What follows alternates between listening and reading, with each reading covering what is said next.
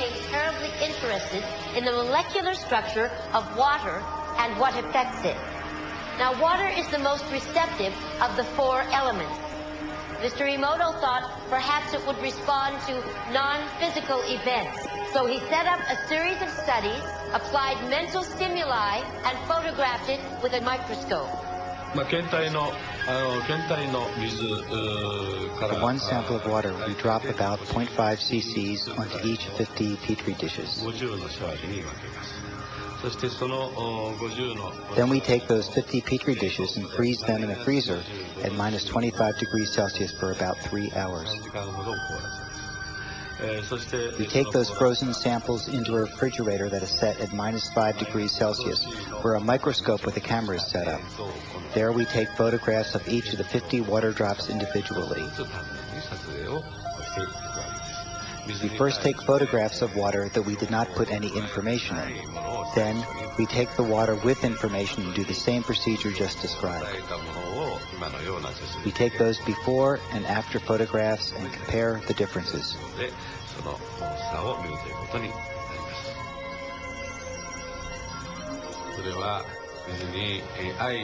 When we projected the feeling of love and thanks to water, it made the most beautiful crystal. At times like this, I think water is at peace. This first picture is a picture of water from the Fujiwara Dam. And this picture is the same water after receiving a blessing from a Zen Buddhist monk. Now, in this next series of pictures, Mr. Emoto printed out words, taped them to bottles of distilled water, and left them out overnight. This first photograph is a picture of the pure distilled water, just the essence of itself. These subsequent photographs, as you can see, are each different. This is the chi of love. And we move along here to thank you.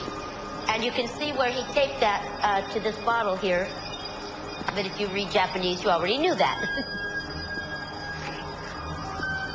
Now, Mr. Emoto speaks of the thought or intent being the driving force in all of this. The science of how that actually affects the molecules is unknown, except to the water molecules, of course. And it's really fascinating when you keep in mind that 90% of our bodies are water.